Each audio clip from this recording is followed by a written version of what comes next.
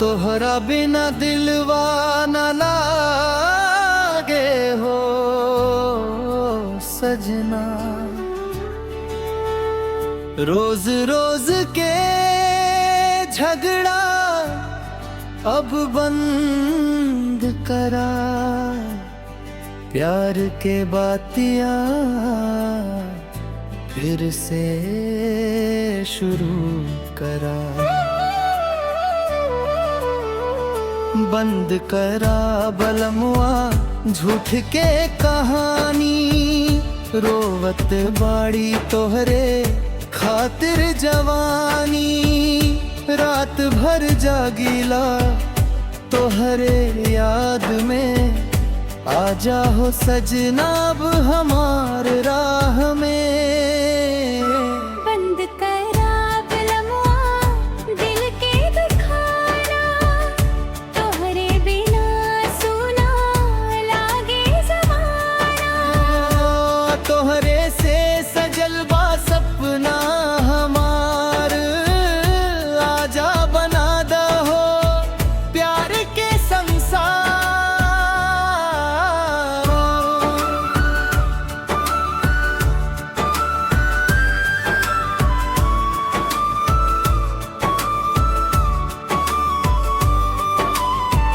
जब से गईलू छोड़ के सजनवा, सूख गईल बा दिल के मधुबनवा। ना लागे मेला ना लागे बाजार, तोहरे बिना सुना लागे संसार। चांद भी पूछे कहाँ बा सजनवा, रो रो के काटेला हम रतिया। आजा लगा द सीना से हमके, मिटा द दूरी प्यार के दम से। बंद करा बलमुआ झूठ के कहानी, रोवत बाड़ी तोहरे खातिर जवानी। रात भर जागीला तोहरे याद में, आजा हो सजना अब हमार राह में।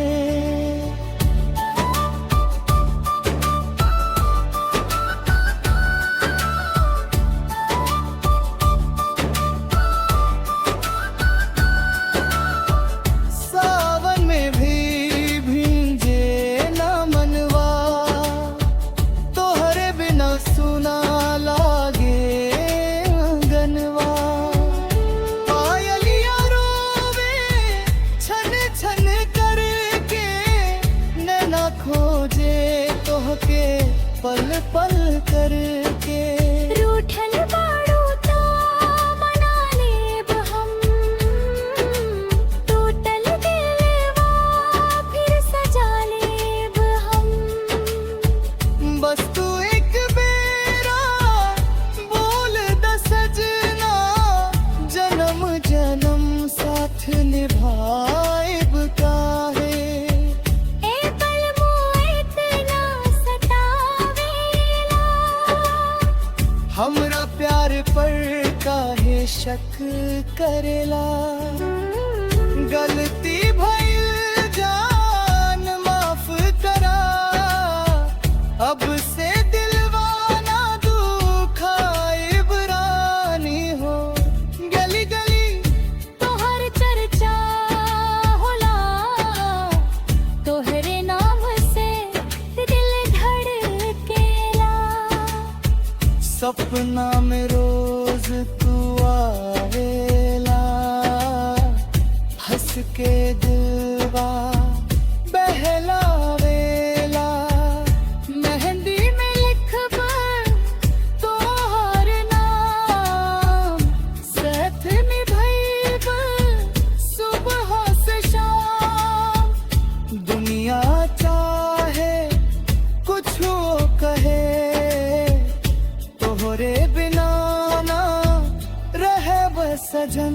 बंद को आप रमुआ झूठ की कहानी, रोवत बाड़ी तोहरे खातिर जवानी रात भर जागीला तोहरे याद में आजा हो सजना अब हमार राह में बंद करा बलमुआ दिल के दुखाना तोहरे बिना सुना लागे ज़माना तोहरे से सजलवा सपना हमार राजा बना दो हो प्यार के संसार